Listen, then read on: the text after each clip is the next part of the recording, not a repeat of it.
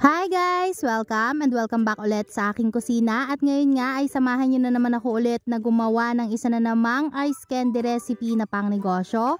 And today nga mga mare ay gagawa naman tayo ng Mango Graham ice candy. Kaya naman kung interesado ka din mare, tara na, wag na nating patagalin at umpisahan na natin. At para naman po sa mga ingredients na kakailanganin natin, so una gagamit tayo dito mga mare ng asukal, bali 1 kilo po ng sugar yung gagamitin natin dito. And washed na sugar po yung available ko, so ito yung gagamitin ko, pero mas okay sana mga mare kung white ang gagamitin natin. At gagamit din tayo dito mga mare ng Graham crackers. At syempre mga mare, gagamit tayo dito ng condensed milk at ang gamit ko po dito ay mango flavor na condensed milk, pero kung hindi available, okay lang din naman po kung gumamit kayo ng plain. Gagamit din tayo dito mga mare nitong ating evaporated milk at 3 can nga po yung kinagamit ko dito na evaporated milk para talagang milky. And syempre mga mare, yung ating mangga na 1 kilo. Una nga mga mare ay dudurugin muna natin itong ating Graham crackers. So sa mga magtatanong po kung pwede yung crushed na Grahams, okay lang naman mga mare, pero mas gusto ko kasi yung may konting buo-buo. And para sa akin din mga mare, mas okay po kung ang gagamitin natin ay yung ganitong crackers, dahil kung yung crushed po ang gagamitin nyo ay medyo kukulay sa ating ice candy. At kung ganito nga din po yung gagamitin nyo na Graham crackers, ay ganito lang po yung gagawin natin at dudurugin nga lang natin to ng bahagya, pero meron pa ring buo-buo. At after nga natin yung durugin mga mare, ay ilalagay lang natin yan sa isang lagayan, tapos ay isi-set aside muna natin yan. Tapos next naman mga mare, ay gagawin naman natin yung ating magiging ice candy base. Meron ako ditong cornstarch or pwede kayong gumamit ng cassava starch at tutunawin lang natin to sa 1 cup of water. At i-mix lang natin tong mabuti mga mare hanggang sa wala ng buo-buo, and then after natin yung i-mix ay isi-set aside muna natin yan.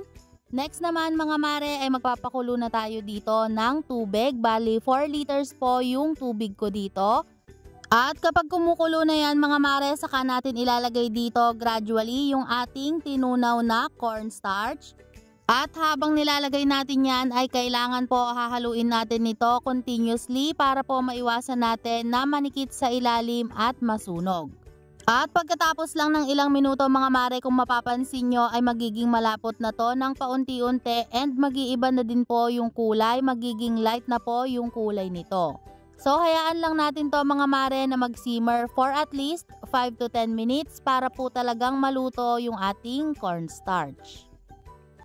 Next naman mga mare ay isasalin lang natin ito dito sa ating mixing bowl at gagamit lang tayo dito ng strainer o salaan para po matanggal natin yung mga buo-buo. At eto na nga mga mare yung ating mangga. So bali 2 klase po itong ginawa ko. Meron tayo ditong mango puree and yung ating mangga na in-slice ko lang into small cubes. At eto namang ating mango puree mga mare, ito yung tinanggal ko sa buto and pinadaan ko lang ng bahagya sa ating food processor para madurog ng ganito. At kapag medyo malamig na nga po itong ating ice candy base, pwede na nating ilagay yung ating asukal. Again mga mare, mas okay kung gagamit kayo dito ng white sugar, pero hindi nga available kaya naman ito ang gagamitin ko. At kung white sugar nga din ang gagamitin nyo mga mare, kung mapapansin nyo, habang hinahalo nyo yan ay kukulay talaga yung ating asukal dito sa ating ice candy base. Pero huwag kayong mag-alala mga mare, dahil pagkalagay natin dito ng ating condensed milk ay mag-iiba rin naman yung kulay niyan. At sa ating condensed milk nga mga mare, ay pwede kayong gumamit dito ng plain lang na condensed milk. Pero kung meron naman kayong makita na mango flavor ay mas okay din, dahil mas magbibigay ito ng lasa ng mangga sa ating ice candy. At after nga natin itong haluin ng maayos mga mare, pwede na nating ilagay dito yung ating mango puree o yung dinurog natin na mangga. Optional lang naman na gumawa kayo ng ganito mga mare, pero mas malasa kasi at mas masarap kung gagawa kayo nito. Tapos next naman ilagay na natin yung ating 3 can ng evaporated milk at hahaluin lang natin to mga mare hanggang sa mag-combine na o hanggang sa mahalo na natin ito ng maayos.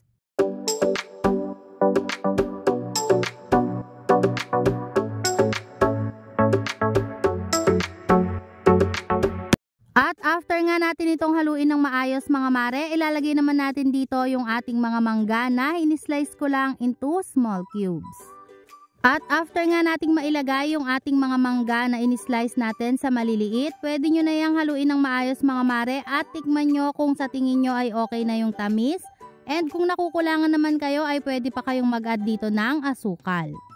At kung okay naman na po sa inyo yung tamis ng inyong mixture ay pwede na tayong mag-umpisa sa pagbabalot.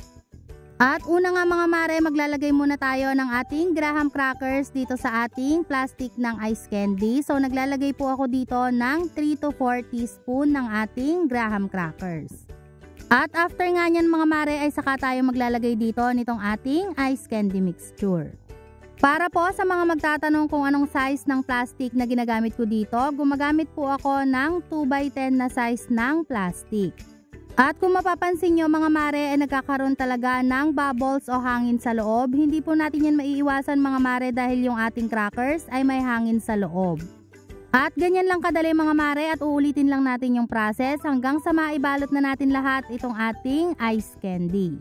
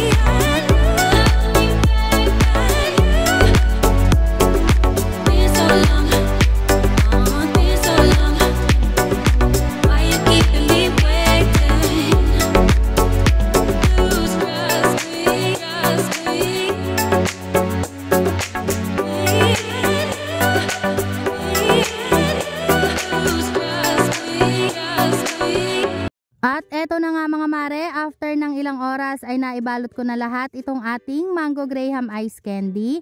So ang next naman mga mare, ilalagay na lang natin ito sa freezer overnight o hanggang sa tuluyan na itong tumigas. At ganun lang kadali mga mare at meron ka ng patok na pangnegosyo ngayong summer. So hanggang dito na lang mga mare, thank you so much for watching. Sana po nagustuhan nyo ang ating pangnegosyo recipe for today. And see you guys again sa ating mga susunod na pangnegosyo recipe. God bless!